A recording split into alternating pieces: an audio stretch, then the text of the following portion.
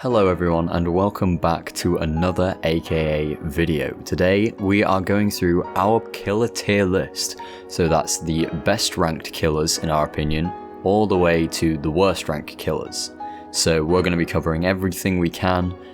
This is going to be going really in depth, so we hope that you enjoy. We hope you learn a lot about the killers and which one you might want to use. Of course, this is just an opinion. You know, this doesn't take into account skill or any other things like that. It's just purely looking at stats and potential tactics and how effective they are. So let's jump right into it because we've got a lot to get through. The basics that you need to know for this guide is that crutch killer perks tend to be barbecue and chili, Nurse's Calling, Sloppy Butcher, and No One Escapes Death. These seem to be the most common used ones, they're usually the most effective, and just for a guide, survivor speed is at 100%, so if we ever mention a killer's speed being 115% for example, that means that it is 15% faster than the survivors.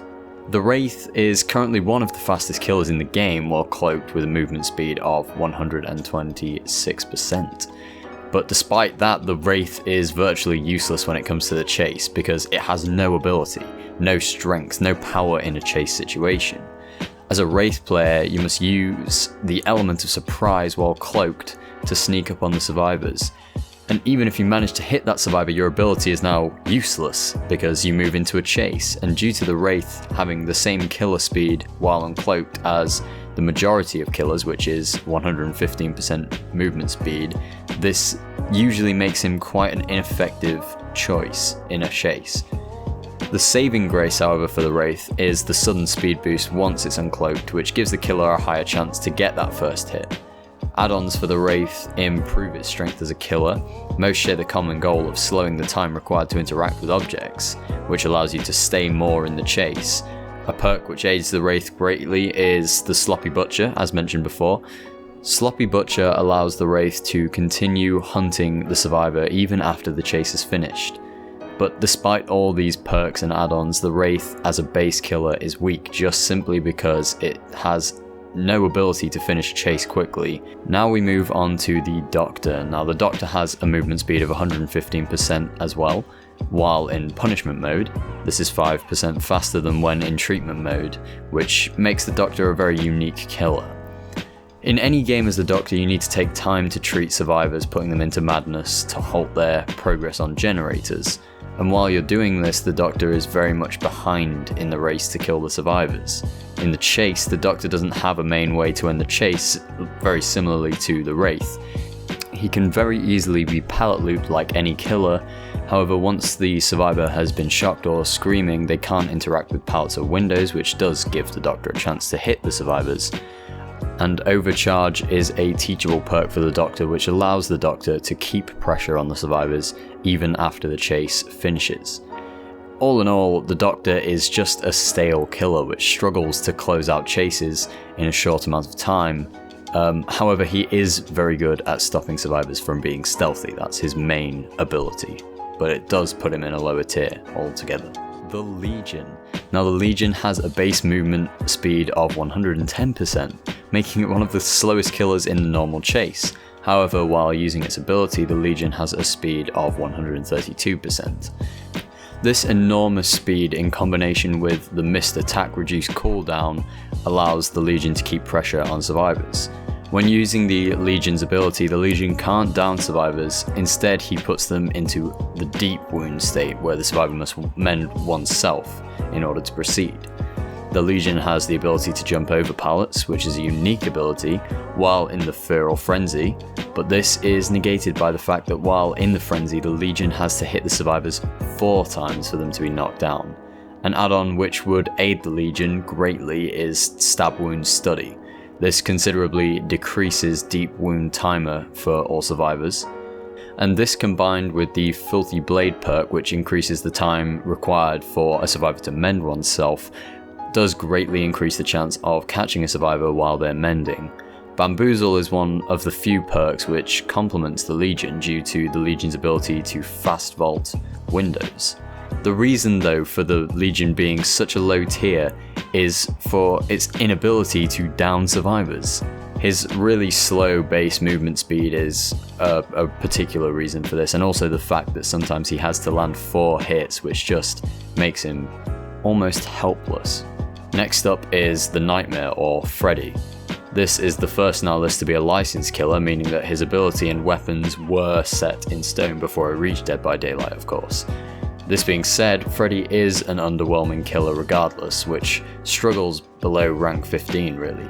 He has a movement speed of 115%, which keeps him on par with other killers.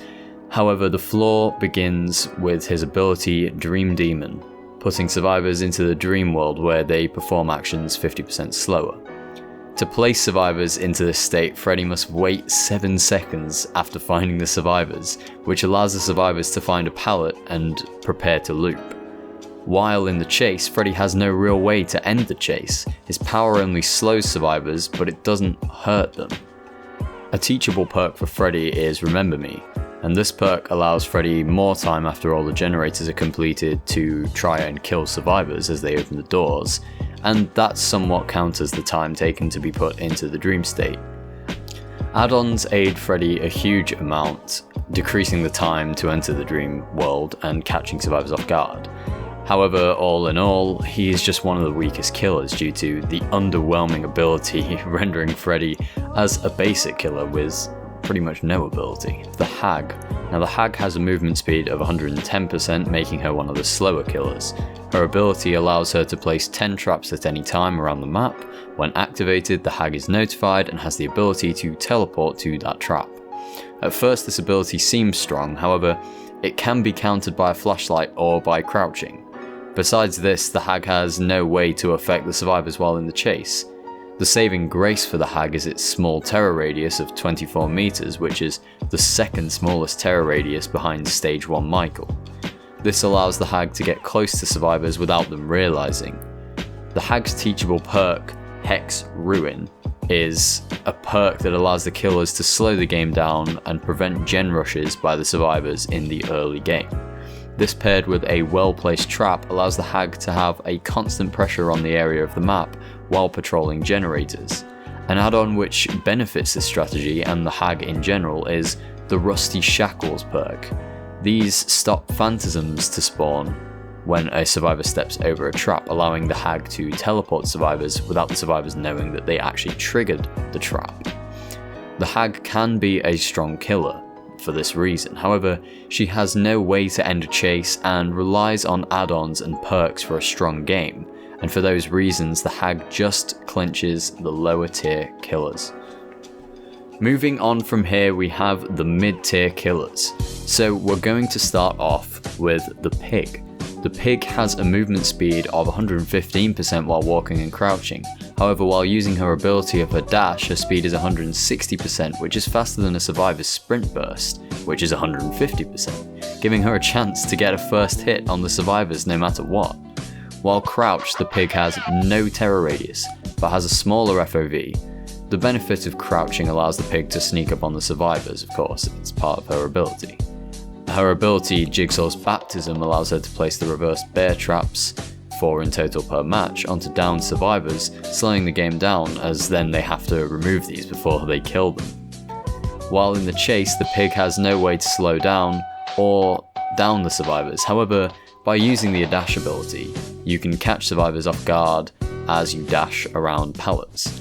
Sloppy Butcher is a perk which works well with the Pig due to allowing her to track survivors who are trying to remove the bear trap from their heads.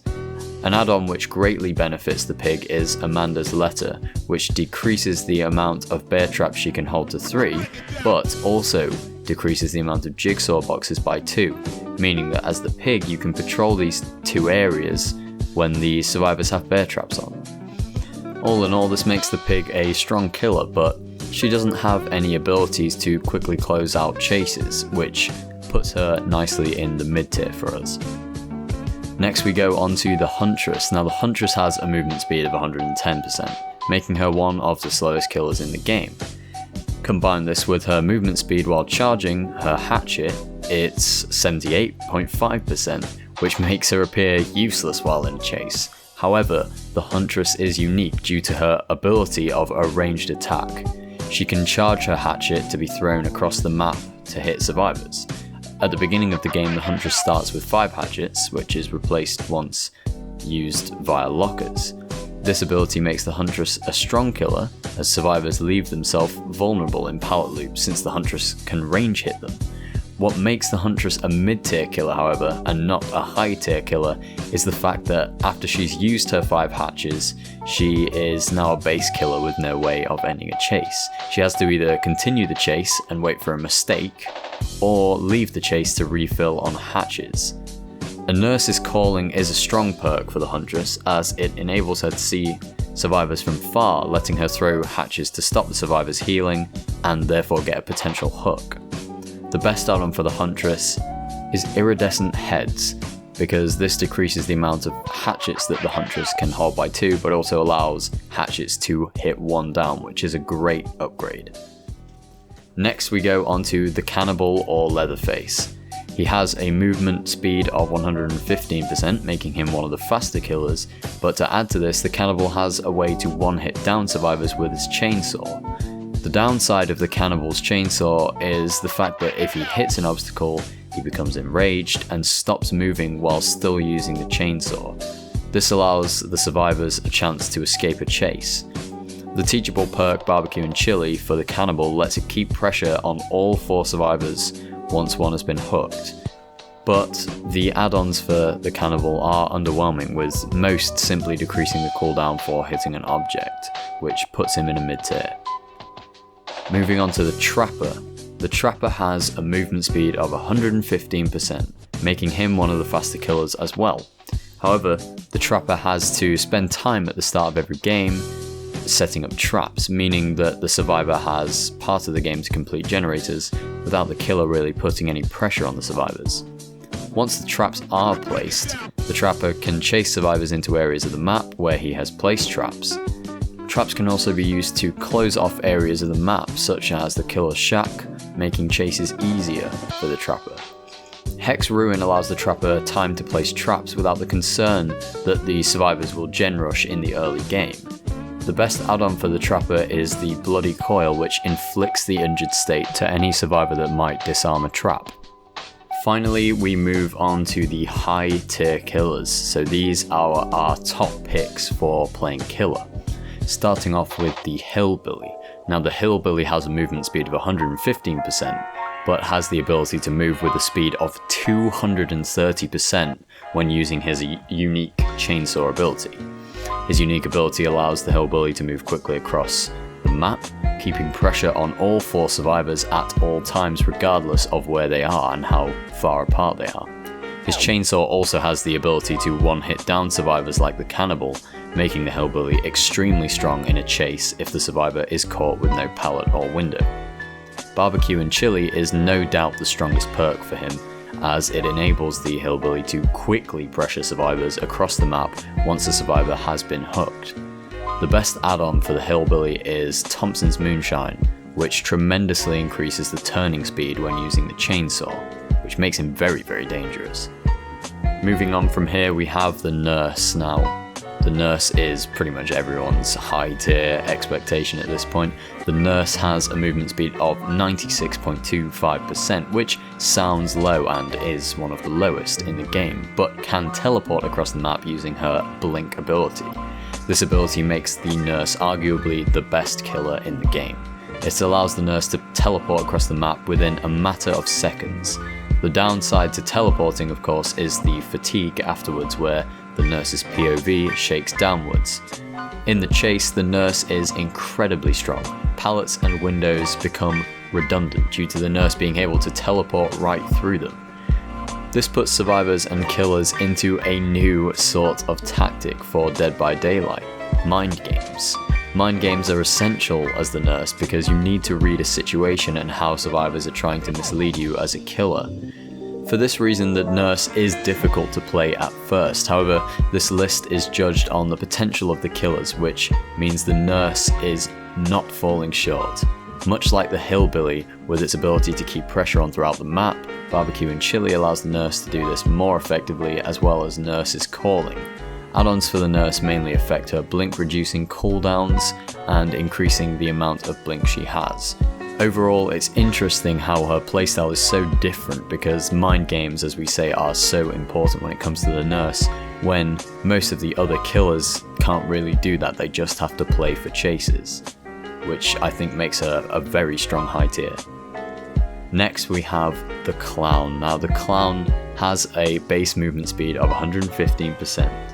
Its ability, the Afterpiece Toxin, allows the Clown to throw a toxin at survivors, which causes a decrease in movement speed for the survivors, affected by 15% for 2 seconds. This is a great ability, as it allows the Clown to close out chases by blocking looping routes with the toxin, granting a very easy hit on the survivor. The issue with this ability is the Clown has to refill his bottles once all of them have been used. No perks really complement the Clown specifically, however, perks such as the crutch perks that we mentioned at the beginning of the video benefit all killers, and that includes the Clown. The add-on Red Head's Pinky Finger causes the Clown toxin to place survivors in the exposed state, allowing the Clown to end the chase with pure speed. And of course, adding up the numbers, you can see that he has a 30% speed boost over the survivors when they're moving through toxins, so it just makes him unbeatable at that rate, which is why we have put him as a high tier. Moving on to the Spirit. Now the Spirit has a movement speed of 110%, however while using her ability of Phase Walking she can move with a speed of 176%. The Spirit's ability, Yamoka's Haunting, allows her to move around the map while being invisible to survivors, however she can be heard when near to survivors. While using her ability, the Spirit leaves a version of herself which survivors can see. This allows the Spirit to teleport around pallets while in the chase, to catch survivors off guard, or fake using the ability by standing still to get a free hit on the survivor. Sloppy Butcher is a perk which blends with the add-on Father's Glasses. It allows the Spirit to see bloodstains while using her ability, which can make her very, very effective at finding survivors. The Shape. Now the Shape is one of the slowest killers in the game with a base movement speed of 105% while he's in tier 1. However, it's very easy to get out of tier 1 by stalking, so this doesn't affect gameplay all that much. But whilst he lacks the speed in tier 1, he gains the ability to sneak upon survivors with a terror radius of 6 meters, the smallest in the game, not counting the Wraith cloaked obviously. When in tier 2, the Shape is a normal killer with a base movement speed of 115%, normal vaulting speeds, and a normal lunge cooldown and range. However, his terror radius is still lower than all killers with a 16 meter terror radius.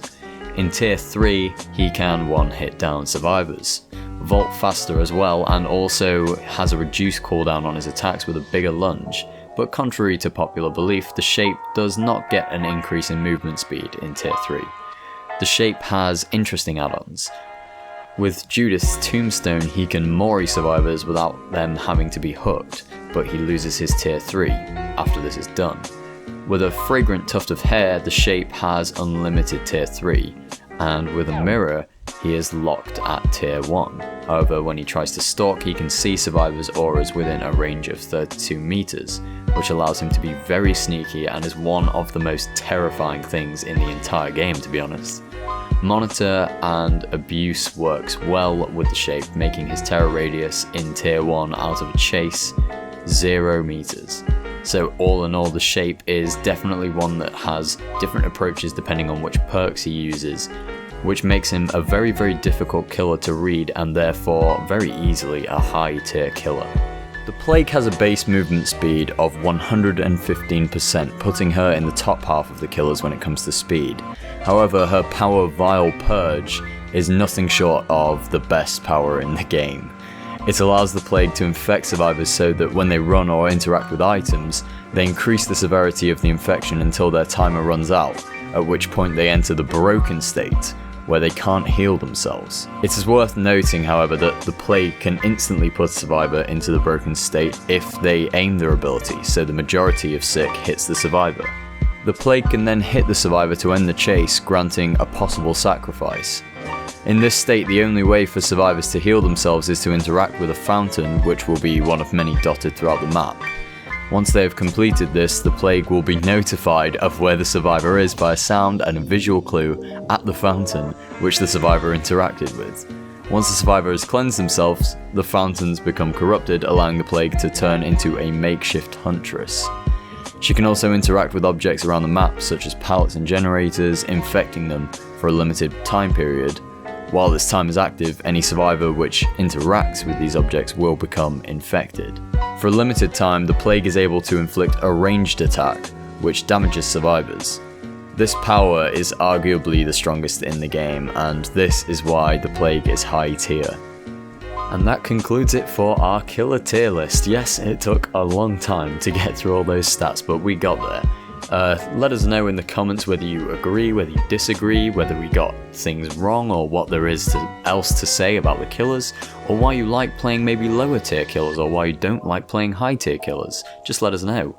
Be sure to like this video if you found it useful, and be sure to subscribe for more content like this, and we will see you in the next one. Thank you for watching.